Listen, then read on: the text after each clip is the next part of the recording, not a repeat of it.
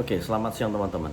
Semoga video ini bermanfaat dan lagi-lagi selalu saya sebutkan ini saran, kalau bagus diambil, tidak bagus saya lupakan ya.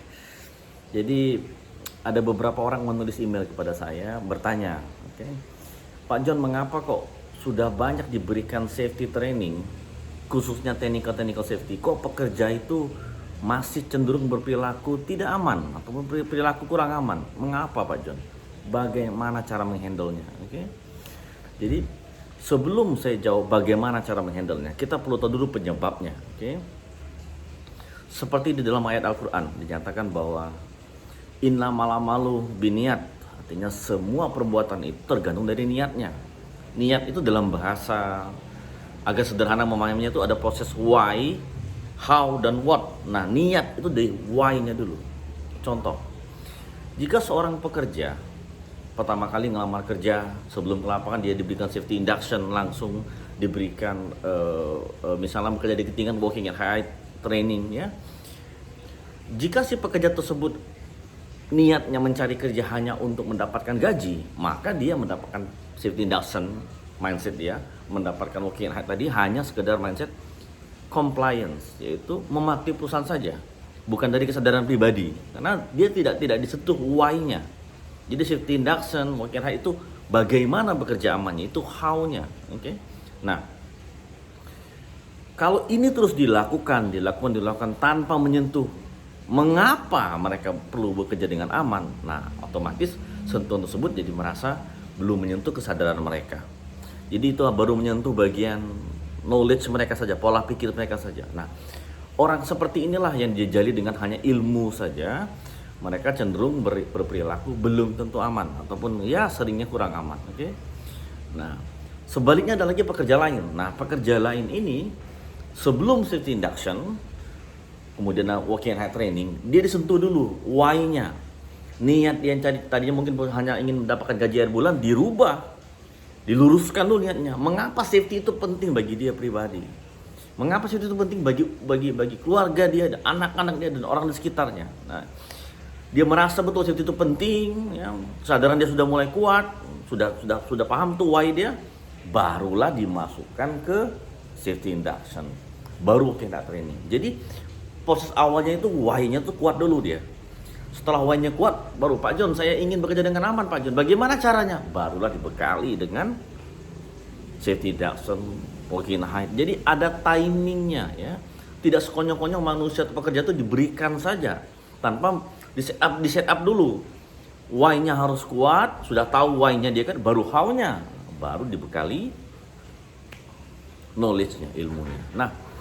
Nah, begitu juga dalam sentuhan khususnya safety culture Indonesia ya, di mana masyarakat Indonesia ini masyarakat sebagian besar itu masyarakat Muslim, oke?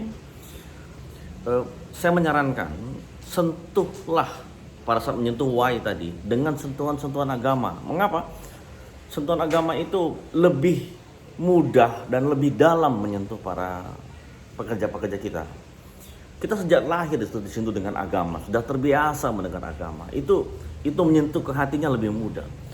Nah, mengapa begitu? Mengapa sebegitu demikian? Ada contoh teman-teman. Contoh misalnya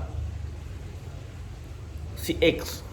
Si X ini adalah seorang pekerja yang knowledge-nya banyak, pengetahuannya banyak, oke? Tapi imannya itu tidak kuat. Maka si X ini perilakunya cenderung kurang aman. Kenapa? Kita bisa lihat lah teman-teman sekitar kita ataupun orang lain ataupun ya apa yang banyak kita baca-baca kasus ya. Walaupun sudah banyak ilmu dia, tapi perilaku dia tidak menggambarkan ilmunya, tidak mencerminkan ilmunya. Nah, berbeda dengan orang lain, si Y misalnya. Si Y ini imannya kuat, ya. Walaupun ilmu dia tidak banyak, tapi imannya kuat. Nah, mereka ini cenderung lebih lurus perilakunya. Nah, ini yang saya ingin sampaikan. Jadi, mengapa kita itu perlu menyentuh dengan cara agama seperti perusahaan kami dalam menyentuh pekerja itu banyak menggunakan Al-Quran, hadis Nabi, cerita-cerita pahlawan-pahlawan Islam, ya. Itu memang sengaja agar terasa mereka sejak kecil kita sudah mendengar itu. Jadi Jadi lebih kuat kesadaran mereka, merasa berdosa, mengapa kok saya tidak lurus jalan saya ya. Nah, itu adalah cara-cara kami. Jadi teman-teman, saran saya, berikanlah ya ilmu itu di saat yang tepat. Set up dulu why-nya, sudah mengerti mengapa mereka penting, bagaimana caranya, tahap kedua how-nya, barulah berikan ilmunya. Oke.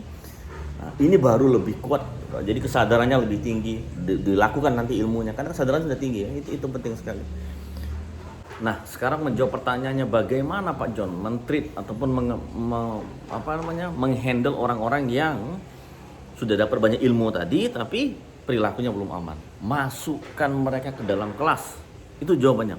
Masukkan mereka ke dalam kelas. Bila perlu panggil salah satu ustadz bila perlu ya. Buat dalam workshop yang menyentuh hati mereka. Sehingga mereka betul-betul merasa bersalah. Seperti di ruqyah lah kasarnya. Nah, jadi jangan biarkan seperti ini terus. Jangan biarkan teman-teman yang berperilaku kurang aman walaupun sudah banyak ilmu ini dibiarkan saja. Jangan. Masukkan mereka dalam kelas. Sentuhlah mereka dengan cara yang berbeda dalam kelas tersebut, bukan dengan cara yang sama ya. Bila perlu dan sentuh mereka dalam, jangan bentuk semuanya.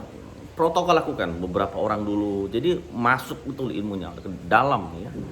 Nah, kemudian yang mengkhawatirkan juga, jangan sampai perusahaan itu sudah tahu pekerja seperti ini dibiarin aja. Ini jadi masalah yang baru. Jangan sampai mereka tuh dibiarin aja, sudah punya banyak masalah ini. Kenapa kok karyawan kita ini sudah banyak diberikan ilmu kok perilakunya kurang aman, terus dibiarin aja. Nah, ini manajemen isu, leadership isu. Mengapa leadernya membiarkan saja? Nah, ini leadernya pun perlu dirubah mindsetnya ya.